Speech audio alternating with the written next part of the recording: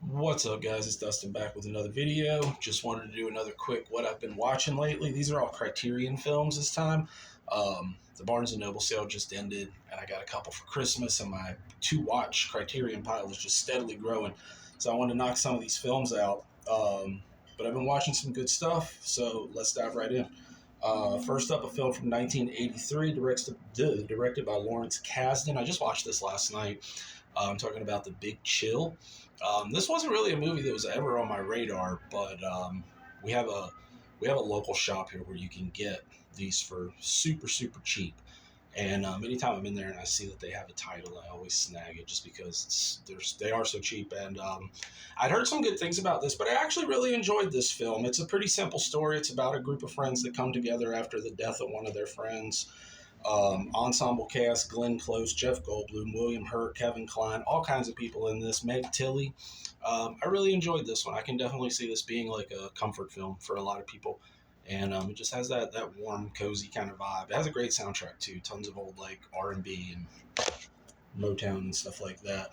Next up, a French film from 1967, directed by Jean-Pierre Melville. I'm talking about Les Samurai. I've seen tons and tons of people talk about this movie, and it is super cool. Alan Delon plays Jeff Costello, and he does it superbly. Just an icy cold character that's just almost like just stone faced through the whole movie, and it's just really cool. This is a great movie, simple storyline. It's just it's basically just this guy on the run. That's pretty much the whole movie. It's not a lot going on story wise, but it's executed so well. The acting is phenomenal. I really love this one, The Samurai. This is spine number 306. The Big Chill is 720. All right, up next, I really enjoyed this one. This is a film from 1973, directed by Nicholas Roeg, starring Donald Sutherland and Julie Christie. I'm talking about Don't Look Now. This was absolutely fantastic. A couple moves to England after the sudden death of their young daughter, and the Donald Sutherland character is hired to renovate this church. And while him and his wife are there, they meet this pair of ladies who seem to have these like kind of almost like sixth sense abilities, and they start telling her that they start seeing their deceased daughter with them. And it's not soon after things get really bizarre. It's a really strange film. It's got a really eerie kind of atmosphere all throughout, and fantastic performances in this as well.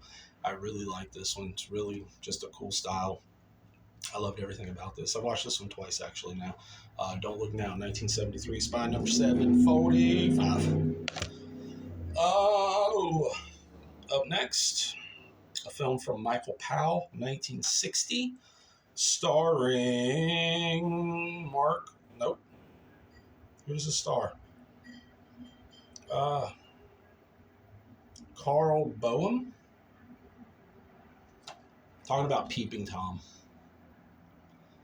This is described, received with revulsion upon its release, only to be reclaimed as a masterpiece. The endlessly analyzed, still shocking Peeping Tom dares viewers to confront their own relationship to the violence on screen. So this is basically a guy who murders women and then films it for his own enjoyment. And apparently this was really shocking when it came out. It's honestly pretty tame compared to today's standards. But I guess in 1960, things were quite a bit different. I like this. You can definitely see where a lot of Italian films drew from this, especially Dario Argento and people like that. You can definitely see the influence of Peeping Tom. Super cool style to this, and yeah, I like this one a lot. Speaking of like a lot, this is probably my favorite Criterion that I've watched as of lately. It is a film from 1969. Did I say what spine number Peeping Tom was? It's 58. So this has actually been around for quite a while, but I think it just got re-released in Blu-ray and 4K and all that good stuff. But a spine number that's been around for a while. This next one, spine number 1023 from 1969. It is a Czech film directed by, I'm going to butcher this name, Juraj Hers. I'm talking about The Cremator. I heard some people talking about this movie Never really particularly liked the cover art for this one, so it never really caught my eye until I heard some people talk about it. I heard the Misfit Pond. If you want to hear about movies and Criterions and all that good stuff, check out the Misfits Pond's channel.